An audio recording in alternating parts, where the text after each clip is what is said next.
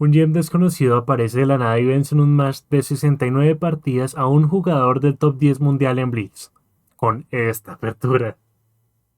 Todos estaban impresionados de semejante hazaña hasta que al jugador le cerraron la cuenta por trampa.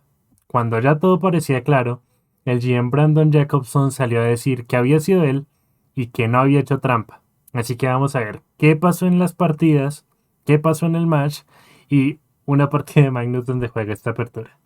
El match fue disputado entre Daniel Naroditsky y Viso, la cuenta anónima del GM Brandon, en la que ha jugado esta apertura al menos unas 100 veces.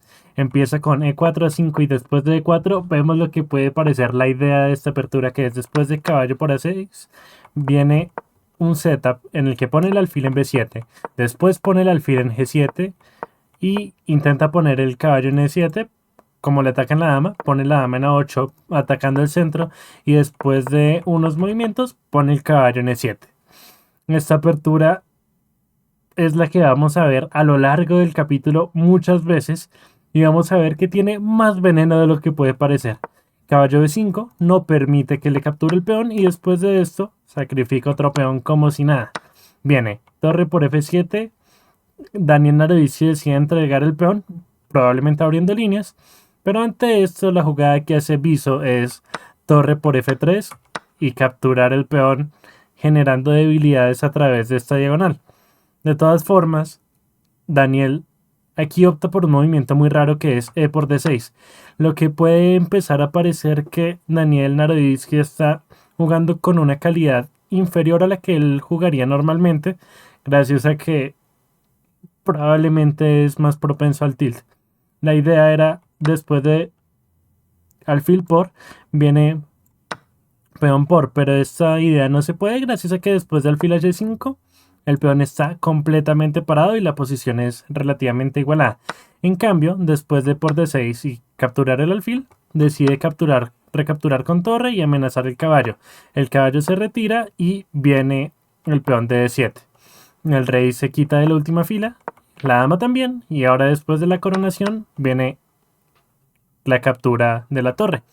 Después de rey G6, aparentemente lo mejor que podía hacer aquí era torre 7 y después de alfil F6 encontrar el movimiento torre D6, que es difícil de encontrar especialmente en este tiempo, y la idea es que estoy clavando el alfil y no puede capturar gracias a que la dama está detrás. En cambio, después de eso vino torre G8, no dejándose perder el alfil, pero ya en esta posición Brandon tiene la ventaja y podemos ver que parecía que era una posición en la que estaba completamente bien las blancas e inmediatamente perdió la ventaja, cosa que vamos a ver a lo largo del match. Viene el jaque, es necesario el jaque para retirar el alfil, viene la dama y después de unos cuantos movimientos logra la victoria Brandon de una forma similar a la que vamos a ver en otras partidas. Aquí no hay mucho más por hacer, intento un último truco con caballo por B6 y se acaba la partida. Veamos la siguiente.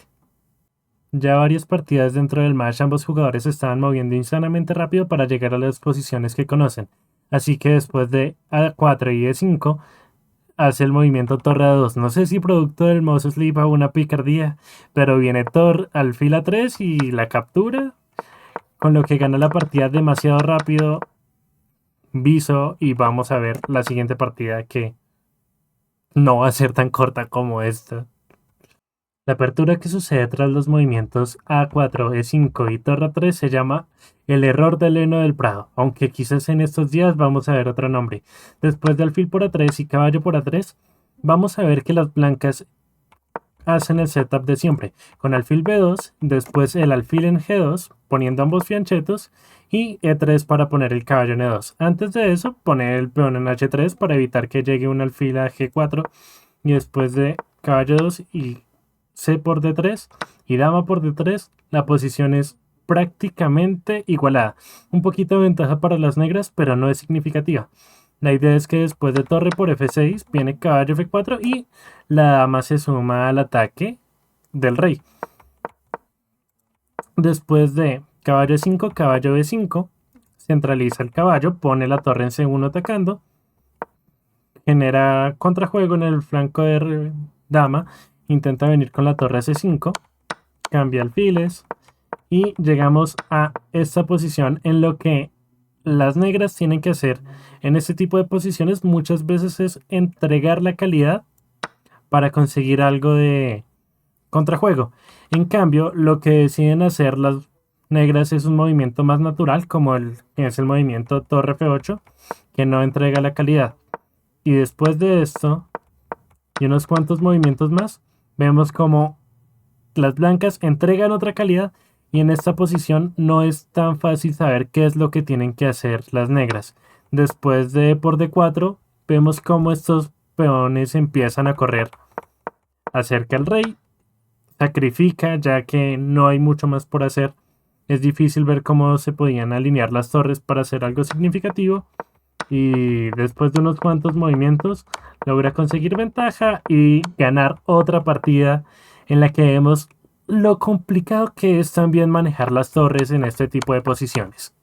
Vamos a ver que los jugadores juegan muy rápidamente el mismo setup en cuestión de tan solo segundos y llegan a una posición en la que ya se está atacando el flanco de rey y el flanco de dama. Aparentemente la ventaja es de las negras, pero no es tan claro en una partida de Blitz, más con esta diagonal tan fuerte. Y después de B5 viene el ataque en este flanco. Y unos cuantos movimientos después vemos que viene F4. Y en esta posición hay una táctica después de alfil por F5 y torre por alfil por F5. En esta posición es aparentemente malo el movimiento torre por E5. Gracias a que después de dama por E5 las negras se tienen que rendir. No pueden capturar con el caballo gracias a que después de caballo E7 viene caballo por F5 y después de dama pues simplemente queda con caballo de ventaja las blancas. Esta partida lo que nos permite ilustrar es que Daniel Naroditsky en algunas de estas partidas estaba tilteando un montón gracias a que estaba logrando de alguna forma perder contra esta apertura tan insana. Vamos a empezar en esta posición porque ya se sabe cómo llegamos a ella. Con el mismo setup de siempre. Después de D5 viene caballo 7, el cambio. Y ahora en esta posición, después del jaque, vemos que hay cierta presión sobre el rey negro, pero también hay cierto contrajuego sobre el rey blanco que podría ser causado por movimientos como G4, torre por F3 en algunas posiciones, o inclusive venir con algún caballo a E5. Después de B4 viene en esta posición el movimiento torre por F3, un tema que se ha repetido en múltiples ocasiones durante este match. Después de G por F3 viene caballo E5, después de dama por E6, caballo por F3 y no viene a capturar la torre, viene a atacar con la dama. En esta posición lo mejor que puede hacer es caballo de 5 devolviendo la calidad. En cambio es un poco difícil hacer eso y por eso decide hacer el movimiento torre 3. Pero después de esto viene alfil C8 y después de dama C4, dama F4 y ya en esta posición es mate en 3 gracias a estos movimientos. Es muy complicado ver en qué momento empiezan los ataques. Y esto es algo que podemos ver constantemente en este match. Vamos a ver el setup porque es divertido de ver. Después de las capturas normales, vienen los dos alfiles por el fianchetto y el caballo en E7. Ya tenemos el setup. Vamos a ver cómo continúan a partir de esta posición. H6 y penetra con el alfil en la casilla F6. Después de dama de 2, intentando atacar el peón de H6, viene el alfil por F6, captura con el caballo, tiene que retomar y en esta posición hace caballo E5 para evitar que la captura del peón de F6 venga gratis. Y después de dama por F6 y caballo por D7, vemos la posición en la que las blancas van a quedar con dos torres contra las negras que van a quedar con dos piezas menores. Después de esto, vemos que a pesar de que las piezas menores son aparentemente mucho más débiles, no es nada fácil lograr la victoria con blancas.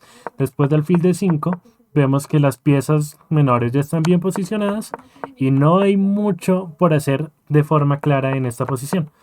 Después de dama 2, entra con la torre y acomoda las piezas bien, captura el peón de A2 que le puede permitir tener el peón pasado de A4 y ya en esta posición aparentemente de la nada las negras logran ventaja y después de unos cuantos movimientos no logran solo la ventaja, sino que también logran la victoria. Esta partida nos demuestra que es muy difícil jugar con las torres, especialmente que son medio incómodas contra estas piezas menores que están bien posicionadas y más en una partida de Blitz. ¿Cómo carajos funciona la apertura para ganarle a tal jugador 40-29? Podemos sacar unas cuantas conclusiones. 1. Puso presión a Dania para encontrar respuestas objetivamente correctas. Es demasiado difícil encontrar una tras otra el movimiento que debería hacer y más en posiciones de ataque. 2. Este tipo de aperturas genera tilt. Es muy difícil mantenerse concentrado cuando el rival le sigue ganando con esa basura de apertura. 3. Esta apertura ya la había estudiado según lo que él mismo cuenta. Ya había tenido tras del hecho unas 100 partidas. 4. Ese alfil de la diagonal es muy fuerte y esos ataques eran difíciles de contrarrestar. 5. Había que devolver la calidad en muchas posiciones y eso es prácticamente difícil, tener que devolver material. Y sexto, como podemos ver, es 3+0 y la objetividad no importa tanto, sino que lo que importa en muchas ocasiones es ser capaz de sacar movimiento rápido, movimientos típicos, temas típicos, y eso es algo que vimos en todas las partidas. Esto fue lo que creo que hizo a Dania perder el match. En cambio, podemos pensar que fue él. El GM Brandon Jacobson publicó en Reddit una declaración de 3.554 palabras en la que arguye que su victoria fue debido a su estrategia peculiar y dice que quién sería lo suficientemente estúpido de hacer trampa contra Daniel Naroditsky y arriesgar su reputación y futuro por algunas partidas de Blitz sin sentido. Creo que hay suficientes razones para decir que el jugador no hizo trampa y que no se lo debe al pescadito de aquí. Por último, vamos a ver la partida en la que Magnus juega esta apertura. Llega el Title Tuesday del 7 de mayo y Magnus Carlsen lo único que hace es jugar esta apertura. En esta ocasión nos encontramos Magnus contra lo que solo puedo creer que es un fan de Bellingham. Empieza la partida con los movimientos típicos y después de caballo por A6, Magnus opta por otro enfoque. En lugar de ser B6 y alfil B7, Magnus opta por jugar G6. Después del alfil G7 y D6, lo que parece ser una moderna, con una torre de menos en A8, sigue la partida con H3, el caballo en F6. No es tan recomendable porque es mejor poner el caballo en E7 en otro tipo de posiciones, pero es Magnus y puede hacer lo que se le da la gana. Y después de 5, caballo de 7, maniobrar un poco los caballos, llegamos a esta posición. Un medio juego en el que Magnus tiene la pareja de alfiles y poco más que eso. Se encuentra en una posición completamente perdida, pero ya sabemos cómo es Magnus. Después del alfil de 7, hace 4 controlando el flanco de dama, caballo de 5, alfil C6, desarrolla, y después de dama de 7 viene dama de 6, que es un movimiento que objetivamente no es el más correcto, pero no le permite contrajuego a las blancas.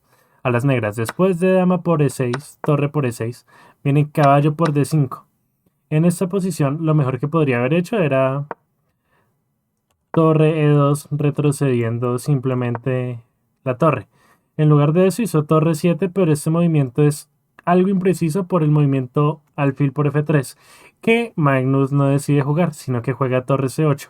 Y en esta posición, después de un movimiento como torre C1, intentando cambiar las torres, Magnus está perdido.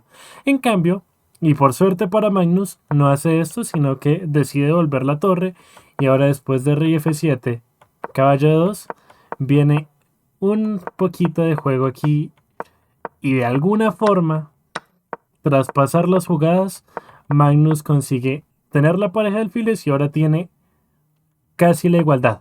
Después de esto y unos cuantos más movimientos, ya no solo obtiene la igualdad, sino que en esta posición ya tiene algo de ventaja. Y en esta posición vemos que se deja clavar el caballo y está completamente perdida las blancas. Magnus no jugó la apertura como se supone que debió haberse jugado, sino que la jugó con el estilo del mismo y ganó así la partida. Magnus jugó con esta apertura en todas las partidas y obtuvo 8,5 de 11 a un punto del líder. Es difícil ofrecer una comparación valiosa entre Brandon y Magnus, gracias a que Magnus estaba jugando con más tiempo, es un jugador mejor y tras del hecho, también estaba jugando el setup de manera incorrecta. La única conclusión a la que puedo llegar es que la apertura es extrañamente jugable.